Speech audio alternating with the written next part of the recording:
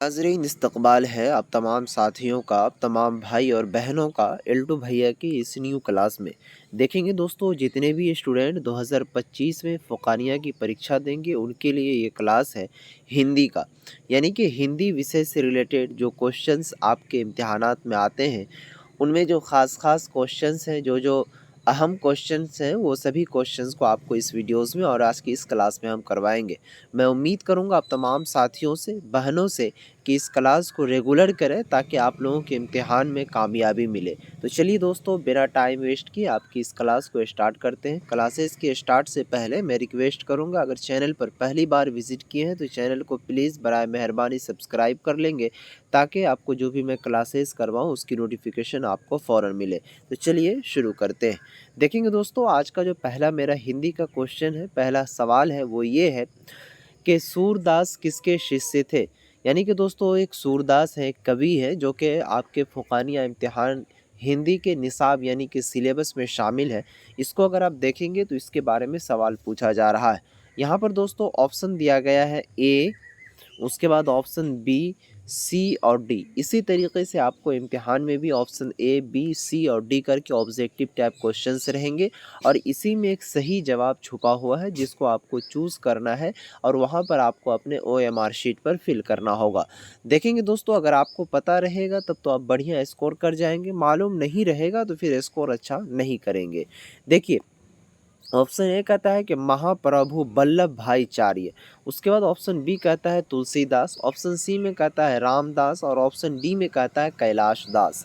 तो साथियों, इसका जो करेक्ट आंसर होगा, राइट आंसर होगा कि सूरदास किसके शिष्य थे, तो इसका ऑप्शन नंबर ए हो जाएगा, यानी कि महाप्रभु वल्लभ भाईचार्य के ये क्या थे, तो शिष्य थे। ठीक है, चलिए उसके बाद दोस्तों देखेंगे, सवाल दूसरा कहता है कि सूरदास कहाँ रहते थे। यानी कि सूरदास के बारे में पूछा जा रहा है कि वो रहते कहाँ थे। तो इनका जवाब यहाँ पर ऑप्शन ए, बी, सी और डी में बताया गया है।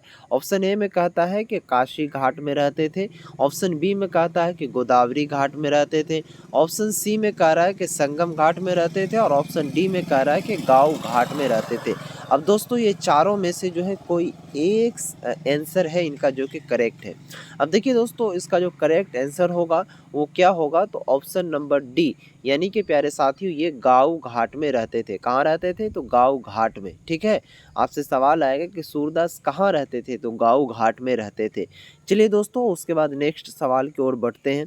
सवाल कहता है कि सूरदास का निधन कहाँ हुआ। निधन हिंदी में कहते हैं इंतकाल को। ठीक है दोस्तों, यानी इंतकाल का जो हिंदी वर्ड होता है वो निधन और इंग्लिश वर्ड जो होता है वो दैट। ठीक है प्यारे साथियों, तो यहाँ पर निधन यानी कि इनके मरने की जो सूचना मिली वो कहाँ हुआ था। तो साथियों, जवाब में है ए, बी, सी और डी। ए में कहता है दिल्ली में, बी में कहता है पारसैली, सी में कहता है सीही और डी में कहता है इनमें से कोई नहीं। तो दोस्तों, इसका जो राइट और करेक्ट जवाब होगा ऑप्शन नंबर बी, यानी कि पारसैली में इनका निधन हुआ था। ठीक है, यानी कि इंतकाल हुआ था। दोस्तों, इस तरीके से आप लोगों के हिंदी में मोस्ट इम्पोर्टेंट सवाल बनेंगे। अब देखिए दोस्तों, मैं आप लोगों के इम्तिहानात को देखते हुए हर साल की तरह इस साल भी प्यारे साथियों आप लोगों के लिए हमने एक नोट्स को तैयार किया है जिसमें कि आप लोगों को अपने निसाब के मुताबिक जो न्यू पैटर्न है मदरसा बोर्ड वाला, उसके मुताबिक उसमें सभी मोस्ट इम्पोर्टेंट क्वेश्चंस जो कि हर साल इम्तिहान में पूछे जाते हैं और इस साल भी पूछे जाएंगे इंशाल्लाह। तो आप लोगों को ये सभी सवालात को अटैच करके उसमें दिए गए हैं जो कि मात्र अभी ऑफ़र प्राइस में आप लोगों को दिया जा रहा है। अगर आपने अब तक हासिल नहीं किया है, प्राप्त नहीं किया है, तो ये नंबर है हमारा व्हाट्सएप नंबर, इस पर जा कर के हाय लिख करके भेजिए दोस्तों। और जो भी चीज़ का आपको नोट्स चाहिए उसे आप सेंड कर देंगे। अभी 50% डिस्काउंट के साथ दिया जा रहा है। 399 रुपये इसका प्राइस था, लेकिन 50% डिस्काउंट के साथ मात्र 199 रुपये में दिया जा रहा है। इसमें ख़ास क्वेश्चंस रहेंगे जो कि आपके इम्तिहानात में आने की इम्कान है। ठीक है दोस्तों, और क्या कहते हैं, ये जो मिलेगा आपके व्हाट्सएप पर तुरंत जैसे ही पेमेंट करेंगे और आपके व्हाट्सएप पर चला जाएगा। आप खेलते फिरते कूदते घूमते फिरते आप इसे पढ़ सकते हैं, याद कर सकते हैं। चलिए दोस्तों, नेक्स्ट क्वेश्चन की ओर बढ़ते हैं। सवाल उसके बाद कहता है यहाँ पर कि साहित्य लहरी किसके द्वारा रचित ग्रंथ है। यानी कि साहित्य लहरी जो है ये एक ग्रंथ है। क्या चीज़ है, एक ग्रंथ है और किसके द्वारा रचित यानी कि किसके द्वारा लिखा गया है। ठीक है दोस्तों, अब देखिए साहित्य लहरी इस तरह भी पूछा जा सकता है कि ये साहित्य लहरी जो है ये क्या है? क्या कहते हैं, ग्रंथ है या फिर कविता है क्या? उसके बाद या फिर क्या कहते हैं गाना है या फिर इनमें से कोई नहीं। तो आप क्या कहेंगे कि साहित्य लहरी जो है क्या है? एक ग्रंथ है दोस्तों। इस तरीके से देखिए आपका एक सवाल क्लियर यहीं से कर दिया आपको हमने। तो यहाँ पर पूछा जा रहा है कि रचित ग्रंथ यानी कि किसके द्वारा रचित ग्रंथ है?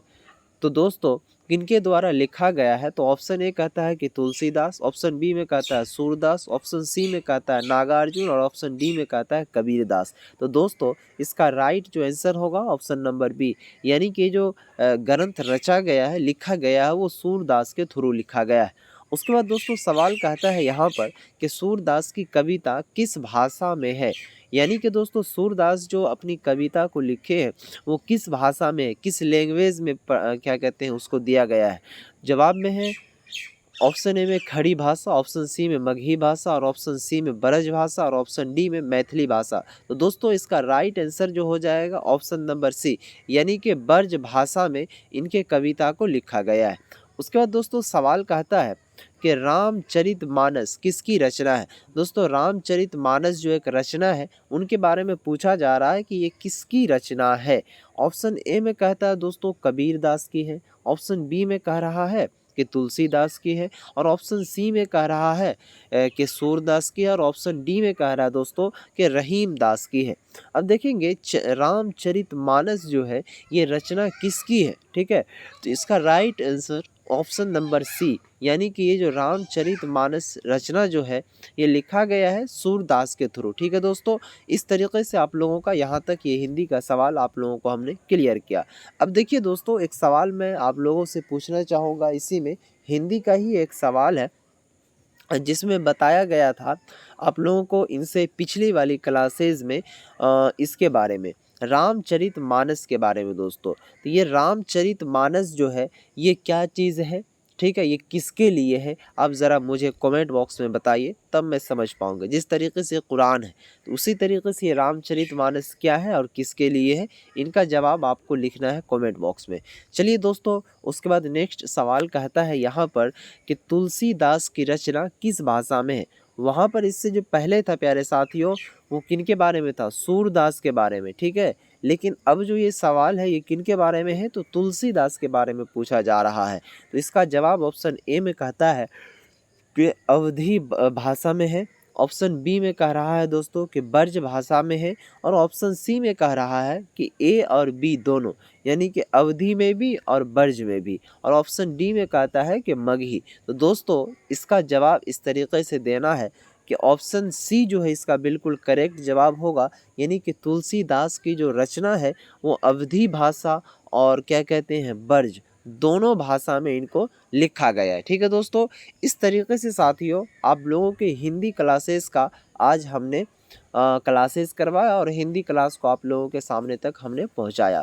और मैं बताते ही चलूँ कि अब तक जो बच्चे नोट्स प्राप्त नहीं किए, जो क्लास में करवा रहा हूँ वो तो करवा ही रहा हूँ, लेकिन उसे ज़रूर परचेज़ कर लें क्योंकि आपका इम्तिहान जो है वो जनवरी के महीने में ले लिया जाएगा। अब आपके पास वक्त नहीं है उतना कि आप खेलने कूदने में लगाए, मिला जुला करके वही 3 से साढ़े 3 मंथ का वक्त है, इसी में आपको पढ़ना होगा दोस्तों। तो आज की इस न्यू क्लास को यहीं पर समाप्त करते हैं। टेलीग्राम ग्रुप को ज़रूर ज्वाइन कर लेंगे, डिस्क्रिप्शन में टेलीग्राम ग्रुप का लिंक है। अगर कोई हमसे बात करना चाहते हैं तो आप फेसबुक पर जाइए, मेरा फेसबुक आईडी है L2 भैया, ठीक है, उसे फॉलो कर लीजिए वहाँ पर, ठीक है। उसके बाद मैं एक्सेप्ट करके आपसे बातचीत कर सकता हूँ। तो आज की इस न्यू क्लास को यहीं पर समाप्त करते हैं, फिर मिलेंगे नेक्स्ट क्लास में, तब तक